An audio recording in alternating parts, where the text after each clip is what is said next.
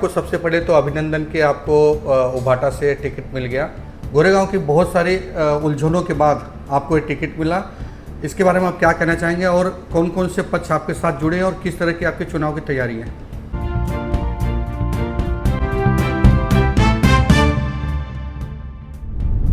नहीं, सबसे पहले कोई उलझन नहीं था।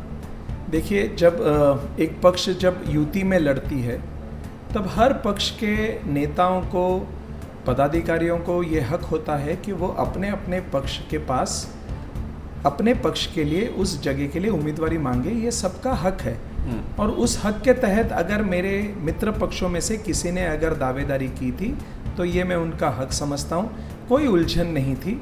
जिस दिन पक्ष के नेतृत्व ने, सभी पक्ष के नेतृत्व ने मिलकर जब महाविकास आघाड़ी ने ये निर्णय लिया कि ये सीट शिवसेना उद्धव बाला साहेब ठाकरे के पक्ष को जाएगी और उद्धव जी ने ये निर्णय लिया कि हमारा प्रत्याशी वहाँ से समीर देसाई होगा, तो अब समीर देसाई केवल शिवसेना उद्धव बाला साहेब ठाकरे ये पक्ष का उम्मीदवार नहीं है, समीर देसाई अब महाविकास आघाड़ी का उम्मीदवार है। और मुझे पूरा यकीन है कि महाविकास आघाड़ी के सभी घटक, चाहे वो कांग्रेस रहे, राष्ट्रवादी रहे, सपा रहे, आप रहे, सीपीआई सीपीएम रहे, आरपीआई रहे, इन सब का भर भर के समर्थन और साथ समीर देसाई और महाविकास आघाड़ी के उम्मीदवार के साथ रहेगा। इसके बारे में मैं पूरी तरह से निश्चिंत हूँ। जनता को क्या संदेश देना चाहेंगे? देखिए, मैं जनता से केवल इतना ही कहूँगा कि गए 22 साल 2002 से 2024 गोरेगांव के राजनीतिक मेरा जो प्रवास रहा है वो बहुत मैंने 100% ईमानदारी से करने का प्रयास किया है और करते आ रहा हूँ। एक राजनीतिक और समाज में काम करने वाले कार्यकर्ता से जो समाज को अभिप्रेत है वो सारी काम करने का मैंने बहुत ईमानदारी से प्रयास करते आ रहा हूँ। और इस वक्त गोरेगांव में बदलाव की लहर चल रही है और मुझे पूरा यकीन है मेरे इस 22 इयर्स का डेवलपमेंट का काम मेरे हर समाज के, हर घटक के, हर प्रांत के, हर भाषा के, हर धर्म के लोगों से मेरे गए 22 साल के जो रिश्ते थे वो सारे रिश्ते इस समय लोगों को ध्यान है। लोगों ने इस समीर देसाई नाम के कार्यकर्ता को रात को 1:30 बजे पुलिस स्टेशन पर भी देखा है किसी की समस्या के लिए, और सवेरे 4 बजे पानी के नल पर देखा है किसी की समस्या के लिए। तो मुझे पूरा यकीन है कि गोरेगांव ये परिवर्तन करने के मूड में है और पूरी तरह से गोरेगांव और गोरेगांवकरों का साथ और विश्वास ये महाविकास आघाड़ी के इस उम्मीदवार समीर देसाई के साथ रहेगा। प्रचार प्रसार आपका शुरू हो गया है या कब से शुरू होने वाला है? या जैसे कि अभी कुछ दिनों में यह चर्चा हो रही थी कि ऑफिस कहाँ खुलेगा, क्या खुलेगा, उसके बारे में? देखिए, राजनीति में एक अच्छा विद्यार्थी हूँ, इसीलिए प्रचार और काम ये बहुत पहले से ही शुरू किया हुआ है।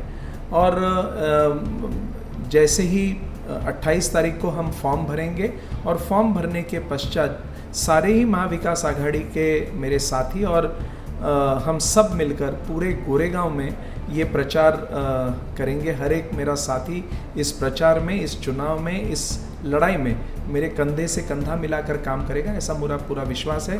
शिवसेना मध्यवर्ती कार्यालय जो एसवी रोड पर है वो हमारा मुख्य कार्यालय होगा।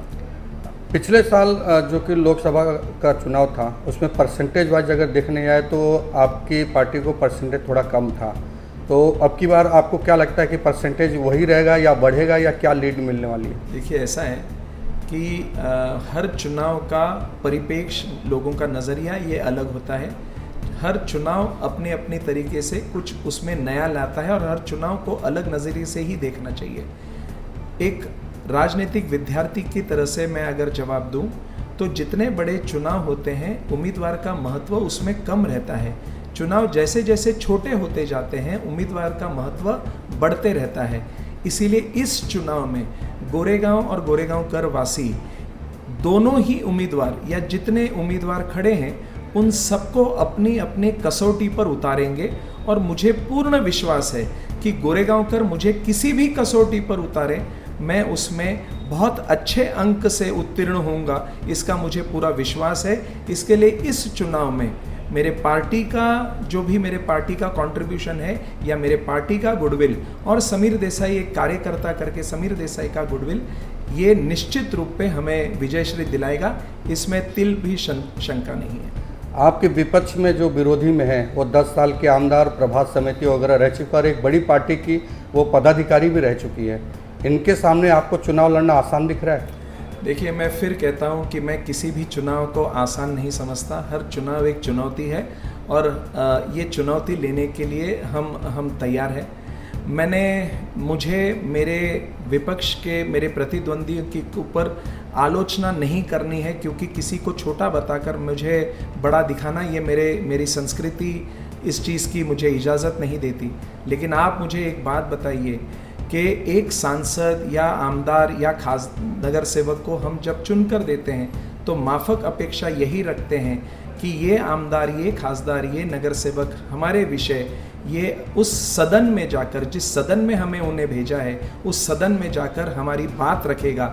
लेकिन बदकिस्मती से गोरेगांव के आमदार ने 10 साल में, पूरे अपने 10 साल में सदन में 10 बार भी अपना मुंह नहीं खोला है। इससे अधिक और मुझे उनके बारे में अलग कुछ बोलने की आवश्यकता नहीं है।